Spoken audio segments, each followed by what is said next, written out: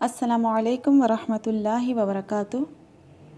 آج کے سبق میں ہم نون ساکن اور نون تنوین کے قواعد کے بارے میں پڑھیں گے۔ نون ساکن اور نون تنوین کے 4 قواعد ہیں: اظہار، ادغام، اقلاب اور اخفاء۔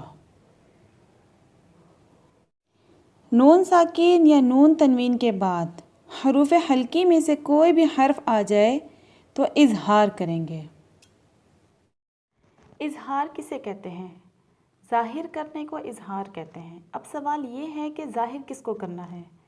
نون ساکن اور نون تنوین میں نون کی آواز کو ظاہر کرنا ہے اور جلدی سے ادا کرنا ہے، اور اس بات کا خیال رکھنا ہے کہ غنہ نہ ہو۔ غنہ کہتے ہیں ناک میں آواز لے جانے کو، اور اظہار میں غنہ نہیں کرتے بلکہ نون کی آواز کو ظاہر کرتے ہوئے جلدی سے ادا کرتے ہیں۔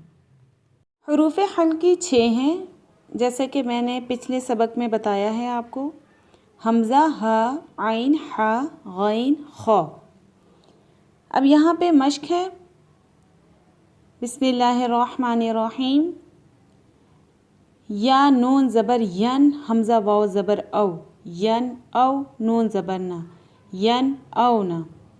اب یہاں پہ نون ساکن ہے اور اس کے آگے حروف حلقی میں سے حمزہ آ رہی ہے، تو ہم نے یہاں پہ غنہ نہیں کرنا، یعنی کہ ناک پہ آواز نہیں لے کر جائیں گے بلکہ نون کو ظاہر کر کے پڑھیں گے اور جلدی سے پڑھیں گے: ین او نا، ین او نا۔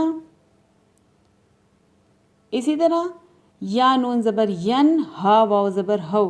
اب یہاں پہ نون ساکن کے بعد حروف حلقی میں سے ہا آ رہی ہے، تو یہاں پہ بھی ہم نے اظہار کرنا ہے، نون کو ظاہر کر کے بلا غنہ جلدی ادا کریں گے: یا نون زبر ین، ہا واو زبر ہو، ین ہو، نون زبر نا، ین ہو نا۔ یا نون زبر ین، عین زیر عی، ین عی، قاف پیش قو، ین عقو۔ یہاں پہ نون ساکن کے بعد حروف حلقی میں سے عین آ رہا ہے: ین عقو۔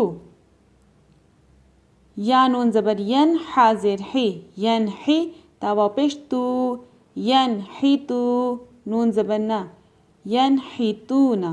یہاں پہ نون ساکن کے بعد حروف حلقی میں سے حا آ رہی ہے: فَسَيُنْغِضُونَ، فَسَيُنْغِضُونَ۔ یہاں پہ نون ساکن کے بعد حروف حلقی میں سے غین آ رہا ہے: فَسَيُنْغِضُونَ۔ یہاں پہ ہم غنہ نہیں کریں گے بلکہ اظہار کریں گے۔ الْمُنْخَنِقَةُ، یہاں پہ بھی نون ساکن کے بعد حروف حلقی میں سے خا آ رہی ہے۔ اب تنوین کی مثالیں ہیں: قرضاً حسناً۔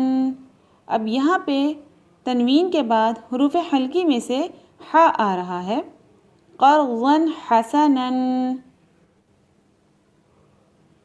میثاقاً غلیظاً، میثاقاً غلیظاً۔